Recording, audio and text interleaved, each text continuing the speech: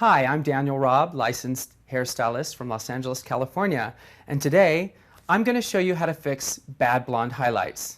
As you can see, my client has had her hair highlighted and it is multi-toned and also sort of not in the greatest shape.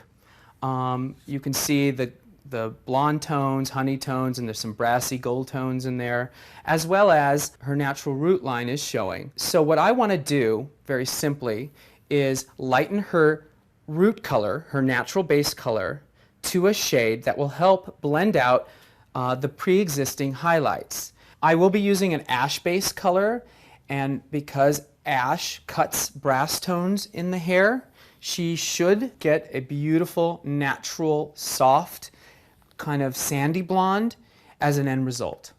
So first off, I'm going to start around the hairline. When you apply color, you want to make sure to only get the hairline, ensuring that you don't get color on her skin. I prefer to start with the center parting when applying the color, after I've applied color throughout the hairline. I just find it easier and more efficient to apply color that way.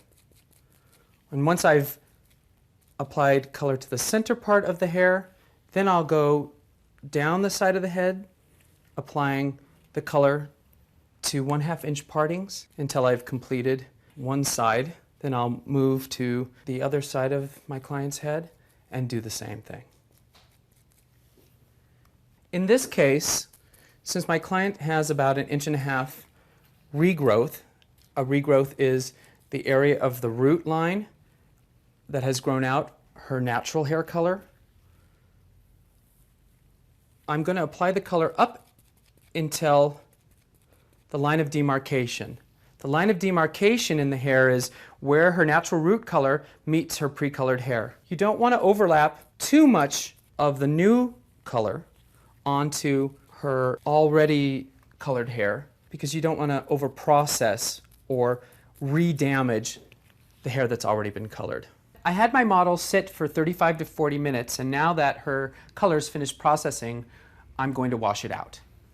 When washing color out of the head, you want to make sure that you use a shampoo specifically formulated for color-treated hair. It is more hydrating and conditioning, and it will also help stop the hair color from fading.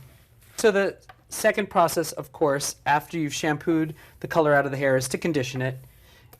And you want to use a hydrating, moisturizing conditioner that softens the hair. And some conditioners for color-treated hair have UV protectants in them, and UV protectants are used to help protect the color and defend it from the sun so it doesn't fade or oxidize as quickly.